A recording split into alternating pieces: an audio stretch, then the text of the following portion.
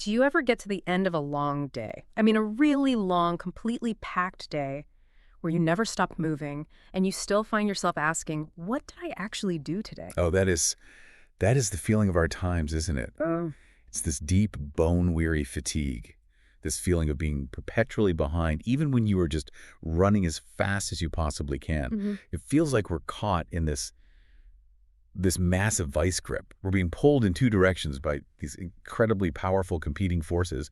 On one side, you have this overflow of endless obligations, professional, personal. And on the other, this infinite, just incredibly seductive lure of digital distraction. Your Exactly. calendar is just stuffed to the gills. Your inbox is a complete horror show, right? It's demanding your attention every 3 minutes.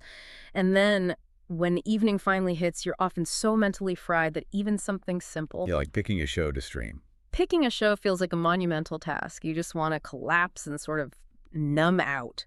We are always, always in motion, but we feel completely and utterly stuck. And here's the good news. The truly fascinating part is that there is a way out. There's a concrete, systematic way to stop that crazy reactive rush and get some of your control back. Okay. But, and this is the big, but it takes more than just, a new time management app. It demands a really fundamental and intentional shift in how you see and how you value your time Yeah. and your attention. Okay, so let's unpack this. And a very warm welcome to you at Awesome Chapter. We are going to be diving deep into a book that is, I think, much more than just a manual. It's really a manifesto for reclaiming your mental space. It's called Make Time: How to Beat Distraction, Build Energy, and Focus. And the authors, Jake Knapp and John Zeratsky, who goes by Jay-Z, they are in such a unique position to give this advice. They call themselves time dorks, which is great. I love that. But their background is anything but naive. These are guys who spent years as product designers. Yeah. They were literally helping build the very service. And I mean, think Gmail, YouTube, Google Hangouts. The very things that are distracting us. Exactly. They contribute directly to the distractions they now help us figure out how to conquer. They've seen the system from the inside out. I think what's really crucial for you to get right from the start is that this whole deep dive, it's explicitly not about traditional productivity. No. We are not going to be giving you tips on how to get more done faster or, how to cram 12 hours of work into an 8-hour day. That whole optimization mindset is, frankly, what got us into this mess in the first place. What's so fascinating here is that the entire framework is built around one thing: intentionality. Right. Its whole purpose is to help you deliberately create more time every single day for the things that you actually care about. Right. Whether that's, finally getting to that side project, or spending real present time with your family, or even just enjoying a moment without the buzz of the next notification.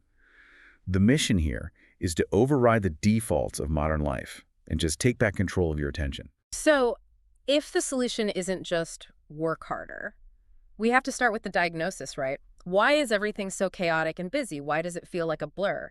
And the authors give this brilliant structural explanation for it. And what I love about it is that it immediately makes you realize that feeling busy and distracted, it's often not your fault. It's the system working exactly the way it was designed to. That is absolutely the key. They identify these two huge systemic forces that just dominate the modern schedule. Understanding them is really step one. They call them the busy bandwagon and the infinity pools. The busy bandwagon and the infinity pools. I like that. They're like these two massive gravity wells, right? Just constantly pulling our time and attention in opposite directions. It's almost a guarantee that we stay frazzled. It is. So let's look at the first one. The busy bandwagon. This isn't just about, having a long to-do list. It's the cultural mandate. It's the pressure for constant busyness. It comes from our colleagues, our bosses, from ourselves, to have these stuffed calendars and overflowing inboxes. It's this weird moral imperative to fill every single minute with productivity. Yeah, it's like a badge of honor. How are you? Oh, I'm slammed. It's a status symbol. It is. And the default rules on this bandwagon are almost entirely reactive. You have to react immediately, you have to be responsive, you have to be ruthlessly efficient, and you always, always have to appear to be filling your time. So this whole force is driven by external demands, right? It's the pressure to go to every meeting. It's the expectation that you'll reply all to an email within minutes. It's the cultural belief that being slammed means you're important. It's that fear, isn't it? The fear that if everyone else is sprinting and you decide to slow down for a second to actually think, you'll just fall behind. Catastrophically behind. Yeah, you'll be left in the dust. And then here's the trap. When you finally somehow manage to tear yourself away from the demands of that busy bandwagon, Huh? maybe you finish a task, or you're just waiting for the train. That's when force number two immediately swoops in to fill that vacuum. Exactly. The infinity pools. And these are just, they're the endless distractions provided by our technology. You think about the infinite scroll on social feeds, the autoplay on video platforms. Non-stop breaking news alerts. Games that are specifically engineered with variable rewards to keep you hooked. They are irresistible. And they are irresistible because they were designed to be. All the friction has been smoothed away. Completely. I mean, the authors are honest about it. As designers, they admit they worked on systems where the metric for success was how many hours they could keep your eyeballs on the screen. And that design intention, boy, does it work. When you look at the actual numbers, the impact is just staggering. The sources say the average person spends 4+ hours a day on their smartphone. 4 hours. That's a part-time job, a substantial part-time job, just managing a device that drains your attention. And then if you add another 4+ hours for TV or streaming, distraction has literally become a full-time occupation for so many people. And eclipses the time we spend on our actual life goals. It's shocking. And this brings us to what I think is the core issue of their diagnosis, the power of defaults. Yes. If you connect this to the bigger picture, these two forces, the bandwagon and the pools, they're so powerful because they've been embedded in our lives as defaults. Cultural defaults, technological defaults. Right, like in a software program, a default is the pre-selected option you get if you do absolutely nothing. It's the path of least resistance. Precisely. And that concept translates so painfully into our professional lives and just culture in general. The examples are everywhere. Why does every meeting default to 30 or 60 minutes? Even if you only need 5 minutes to sync up, it's just the default. It's the default. Why are you expected to check your inbox constantly and reply immediately? A professional default. Why do notifications buzz for every single new piece of information that comes in? The device default. So we're just perpetually reacting to these defaults instead of intentionally living our lives. I mean, nobody wakes up in the morning and thinks, you know what? I hope the most meaningful part of my day is solving whatever random urgent crisis just popped up in my text messages. Of course not. But because of these defaults set by our devices, our workplaces, the cultural pressure, busy and distracted, just becomes the normal state. It becomes the default state of affairs. We're just following this path of least resistance that has been very expertly paved by other people's priorities. Which, of course, leads us to the standard attempts to fix it. You know, I just need more willpower, or I just need to be more productive. And the authors, because they're behavioral designers, are so clear about why these traditional solutions are just utterly useless against these huge systemic forces. Relying on willpower is, to put it simply, a losing game. You're fighting a multi-billion-dollar industry that is designed to beat your willpower. Willpower is finite. It depletes like a muscle throughout the day. And the technology, the infinity pools, is explicitly designed to exploit your brain's natural tendencies. It's designed to wear you down when your reserves are lowest. Our brains evolved to be hyper-aware of new stuff, to love unpredictable rewards, like a notification. Like a little dopamine hit. Exactly. Because that's what kept our hunter-gatherer ancestors alert for danger or motivated to keep searching for food. It was a survival mechanism. So when we pit our very fragile, very human willpower against this incredibly sophisticated behavioral design that's backed by millions and millions of dollars. We lose. We lose every single time. It's not a moral failing on our part. It's just a structural mismatch. Okay, so willpower is out. What about productivity? Why can't we just get better at checking things off the list? Why doesn't that solve the problem? Because the busy bandwagon is an endless hamster wheel. The faster you run, the more efficiently you clear out your inbox, the faster that wheel spins. There are always more emails waiting. Always. There are always more tasks, more requests, more meetings, ready to take the place of the one you just completed. Doing more just makes you feel more frazzled. You feel busier. And ultimately, you feel less in control of your actual priorities. So this framework, Make Time, it's about stepping off the wheel. It's not about running faster on it. It's about making space. It's about choosing where to direct your attention. Yeah, and this whole quest, this idea of deliberately overriding the defaults and choosing intentionality, it didn't start in some big strategy session. It began with a really personal, deeply relatable moment of parental realization. This is Jake Knapp's origin story. Yeah, the year was 2012. Jake was at home, and he was doing what he thought was quality family time. He was with his 2 young sons, Luke, who was 8, and baby Flynn. Right. And they were just absorbed, playing with a simple wooden train set in the living room. It was one of those perfect, focused, present moments. And yet, almost like a reflex, without even registering the action, Jake pulled out his phone. And his 8-year-old son, Luke, just looks up at him and asks this devastatingly simple question. He just says, "Why are you looking at your phone?" And that question, it just stopped him cold. He said it wasn't whiny, it wasn't accusatory, it was just pure, simple curiosity. But for Jake, it was like a spotlight illuminating this profound truth. He'd been looking forward to this time with his kids all day. This was the moment he wanted.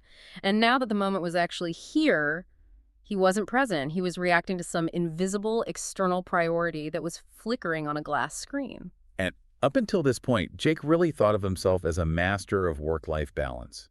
He thought he had it all figured out through efficiency. He kept reasonable hours, he was always home for dinner. He thought his productivity hacks were enough. But that one question from his son it shattered that illusion. It forced him to confront this really difficult reality. And the key lesson that comes from this powerful story is so clear. Jake realized that being highly productive didn't mean he was doing his most important work. It just meant he was reacting to other people's priorities much faster.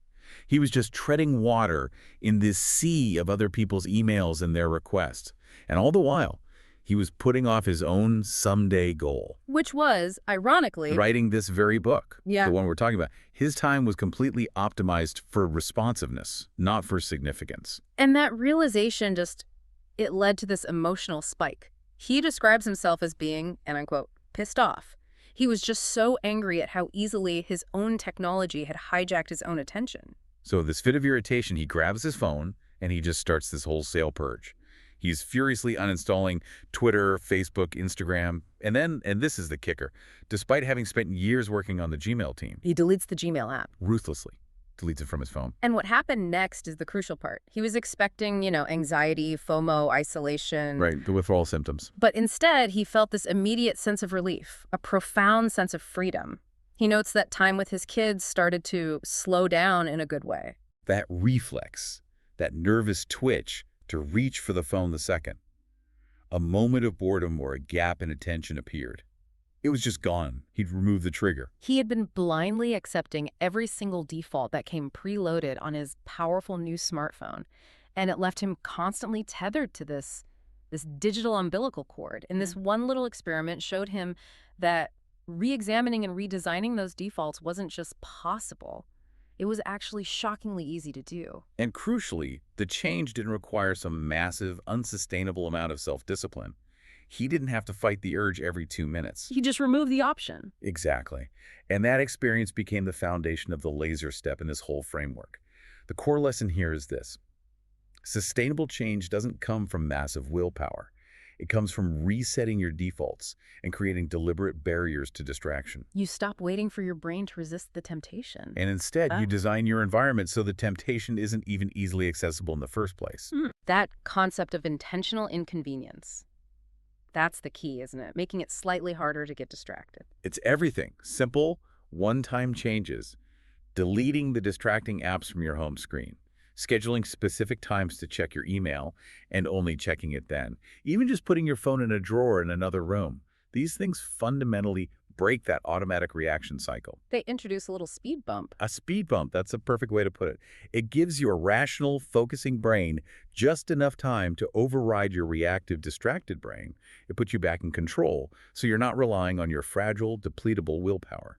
So while Jake's breakthrough was all about battling the infinity pools, Jay-Z's origin story gives us the other side of the coin. It deals directly with that other giant force. The relentless, confusing, and ultimately meaningless churn of the busy bandwagon. Yes. Jay-Z describes this period in early 2008 in Chicago as the crisis of the missing months. He had a good job, a great life. He was, by all accounts, productive. But one day he woke up with this truly terrifying realization. He couldn't remember the last 2 months of his life. Literally could not remember them. The time hadn't been spent badly, not in a destructive way, but it had just disappeared without texture or terrain. Every single day had just blurred into this continuous, reactive stream of minor tasks and small obligations. There was nothing meaningful, nothing distinct to anchor his memories. And his first response, like any good product designer, was to just double down on what he thought worked. Productivity. Optimization. Exactly. He imposed this rigid calendar structure on himself. He started carrying note cards everywhere to capture every spontaneous thought. He created these obsessively categorized, granular to-do lists that accounted for nearly every minute of his day. But the result was completely counterintuitive. It's a perfect illustration of why the traditional productivity mindset fails. The blur. It got worse. He was so intensely focused on optimizing and clearing every little task, getting faster and faster. That the days just slipped by even quicker. They were completely lost in the minutia. And he realized he was trapped between these two really unhelpful extremes.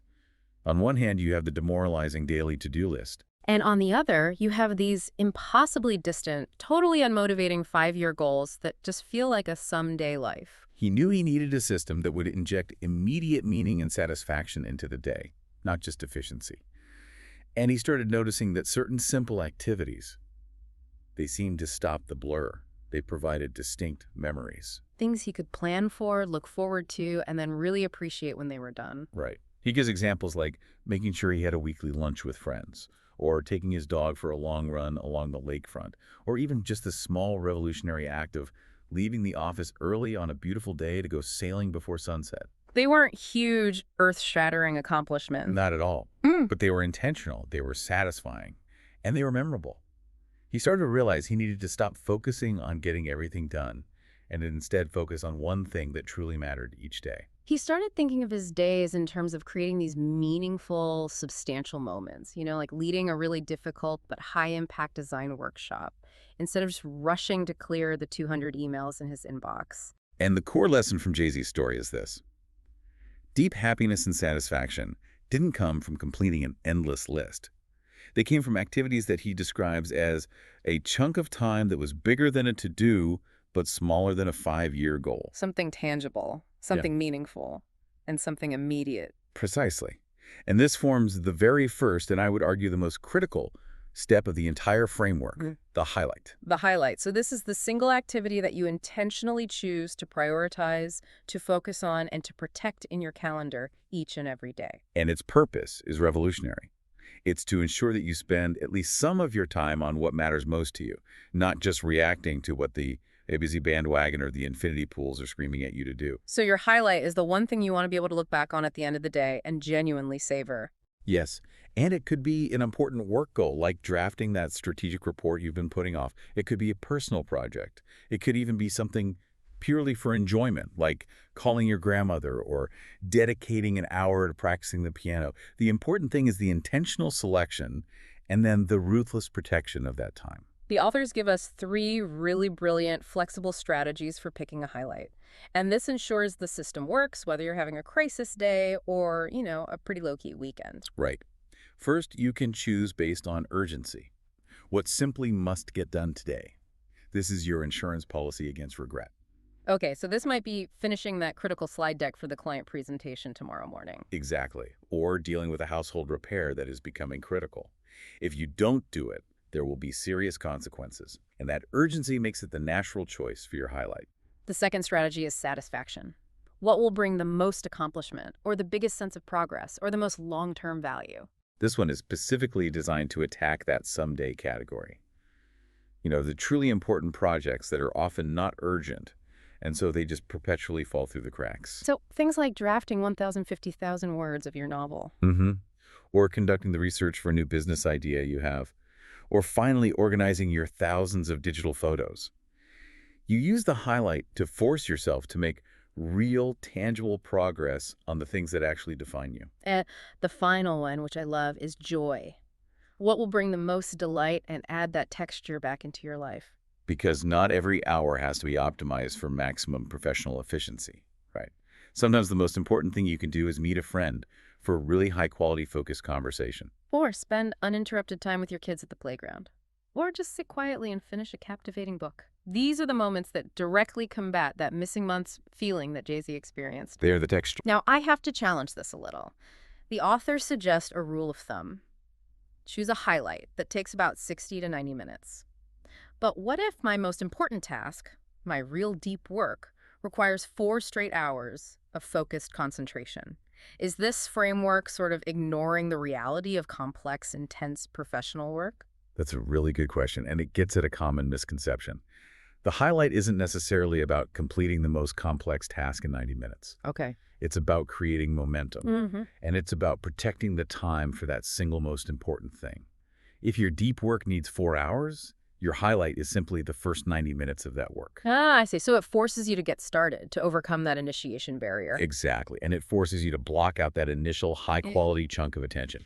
If the rest of the day completely falls apart, which it might, you still made meaningful progress on your number one priority. So the 60 to 90 minutes is like a mandatory protective block to ensure your priority gets attention first, before the busy bandwagon can come in and just hijack all your energy. Precisely.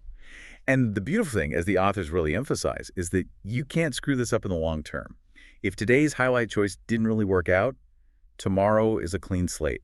You just try a different strategy. It's an iterative, low-stakes experiment every single day. Which brings us to the full framework. The beauty of the make time system is its simplicity, right? And its cyclical nature. It's this closed loop of intentionality. Yes, it's 4 steps repeated every day, and it's inspired by the process they use when running design sprints. Okay, let's lay out the entire daily system clearly before we get into the weeds on the other steps. Step 1, we've covered highlight. Choose one focal point for the day. Then, step 2, laser.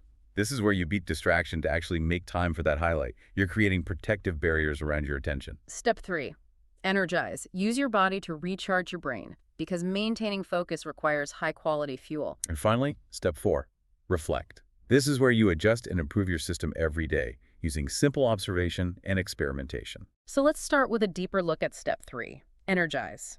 I find the placement of this step really critical. It's not a reward at the end, it's a prerequisite. Absolutely. The core thesis here is very simple. If you have high physical and mental energy, it is just inherently easier to maintain your focus.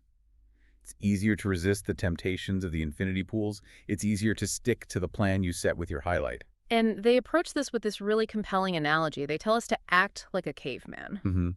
It's about directly combating the energy-robbing defaults of our modern sedentary lifestyle. Our brains are these masterpieces of evolution, right? They're wired for the life of Urk the hunter-gatherer. Right. A life of constant movement, a varied diet, lots of daylight and quiet. And proper darkness for restorative sleep. But we live in this world of sedentary, perpetually connected defaults that actively undermine that biological wiring at every single turn.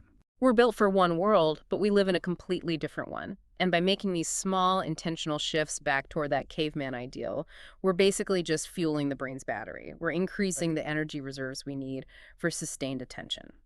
Okay, let's look at some of the key energized principles and tactics. First up is keep it moving. The rule is exercise every day, but don't be a hero. That's tactic #61. Don't be a hero. I love that. It tackles that all or nothing mindset that paralyzes so many people. It does. The authors point to research showing that the most significant benefits for your cognition, your health, your mood, they can be attained in just 20 minutes of exercise. You don't need a grueling 90-minute gym session every single day. And the key is the consistency. Daily habits are just easier to keep than these huge intermittent efforts. Yeah. And they stress the idea of partial credit. Yes, if you only manage a 10-minute brisk walk on your lunch break, that is still exponentially better than zero. That little boost of blood flow to the brain gives you an immediate, usable energy surge that can last for hours, making it so much easier to lock in on your highlight later in the day. They're really big advocates for walking, aren't they? They call it a wonder drug because it's so accessible. And you can use intentional inconvenience here too. Instead of fighting traffic to drive to the gym, maybe you could substitute walking for transportation when you run errands. If you have a one-on-one meeting, why not make it a walking meeting? Or just commit to taking the stairs instead of the elevator. These small insertions of movement throughout the day really do counteract that sedentary default. Okay, next principle is go off the grid. Finding intentional quiet time is so critical because of the constant information overload and the noise of modern life. It's a silent disaster for your energy and your attention span. Our directed attention is a finite resource, and constant stimuli just drains it dry. They highlight the incredible cognitive benefits of just being exposed to nature. They cite studies on Shinrin-yoku or forest bathing. And you don't have to move to the wilderness to do this. Even just a brief exposure to a small park, or even just staring at some trees out of your window, has been shown to demonstrably lower stress hormones like cortisol and sharpen your focus. It allows your prefrontal cortex, the part of your brain responsible for that deep focus time, to replenish itself. It's so critical to take real breaks, which is tactic #80. And by real, they mean breaks without screens. You have to allow your brain to enter a more diffuse, restorative state, rather than just switching from a stressful work screen to a stressful social media screen. And finally, a deep dive into sleep in a cave. This is so important. The default of simulating daylight with our screens right up until we climb into bed. It fundamentally sabotages our sleep quality, and therefore our ability to focus the next day. They stress that sleep quality trumps sleep quantity every time. Tactic #83 is simple, but, well, it's radical for a lot of people. Make your bedroom a bedroom. This means removing all screens and devices entirely. No TV, no laptop, and crucially, no phone in the bedroom. The blue light is one problem, but the content itself, checking social media, email, breaking news right before bed, it keeps your brain in this state of alert anticipation. It creates a mental race that prevents deep, restorative sleep. Exactly. They even recommend things like moving your alarm clock across the room. This does two things. First, it stops that immediate reactive checking of your phone the moment you wake up.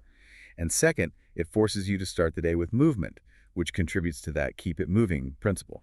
So this attention to physical well-being is the fuel for focus. But that focus needs protection, which brings us back to step 2, laser. Yes, the laser step is the practical application of Jake's big revelation. It's all about intentional inconvenience. This entire section is just about constructing effective barriers so you don't have to rely on your fragile willpower. The framework offers 87 specific tactics. We already touched on the phone purge, but there are others, right? Like log out, which is tactic #18. Right.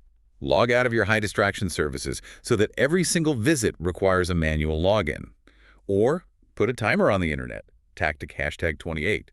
You can use simple apps or extensions that physically cut off your internet access after a predetermined focus block.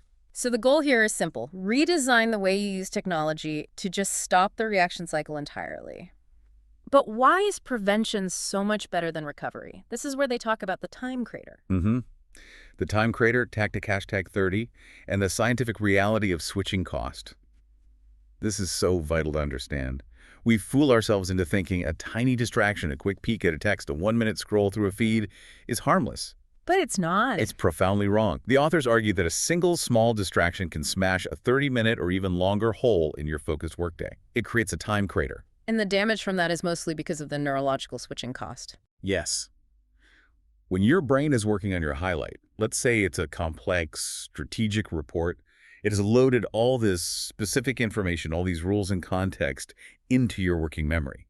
When you interrupt that state to answer a text or check the news, you force your brain to dump all that and load a completely different context. And then it has to reload the first context all over again. And that boot up or reloading cost is significant. Research confirms that for complex cognitive tasks, it can take over 20 minutes to fully regain the state of flow or the zone that you're in before the interruption. Wow. So if you check your phone 4 times in an hour, even if each interruption only takes 1 minute, you could easily spend that entire hour in this perpetually diminished, low-focus state without ever realizing it.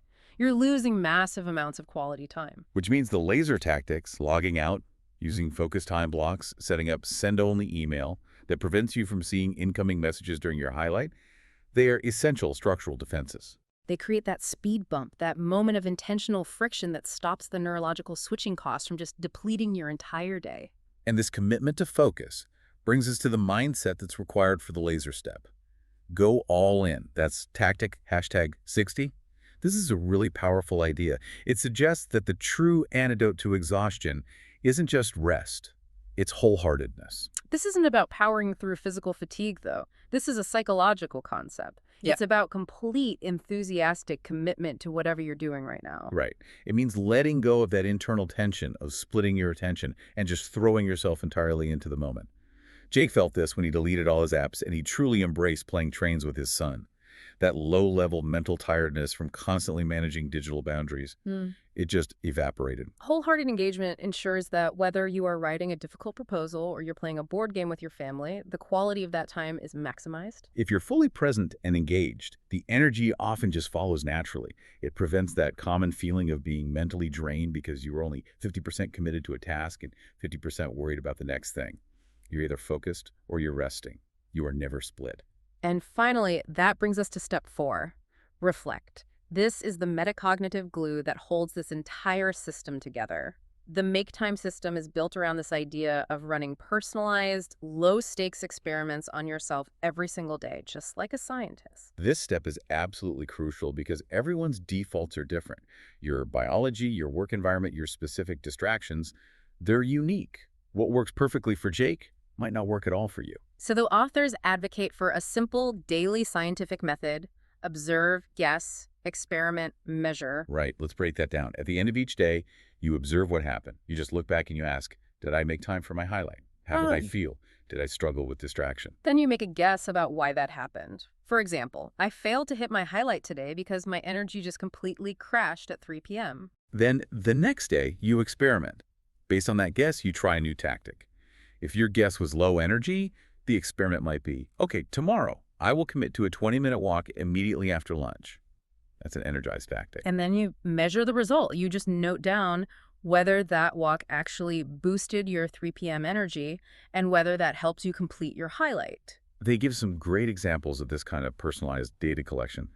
One of the authors tracked their energy level and noted that exercising in the morning consistently gave them this powerful mood and focus boost that lasted until noon, while eating dessert at lunch made them feel undeniably lousy and distractible in the afternoon. Now, these insights, exercise is good, high sugar leads to a cognitive crash, they might not be academically groundbreaking on their own, Now, we've all heard them. but experiencing and recording them firsthand, seeing the cause and effect relationship in your own life, that's incredibly powerful and motivating. It turns vague advice into actionable, proven data for your own unique system. The reflect phase is how you fine-tune your personal operating system. The goal isn't to be perfect immediately. It's about continuous, small, intentional improvement. By recording which laser tactics helped you protect your highlight and which energized tactics really fueled your brain, you reinforce those positive shifts. And you can discard the tactics that proved ineffective for you. It's the mechanism that ensures the whole system evolves with you. The highlight you choose today might change based on yesterday's reflection.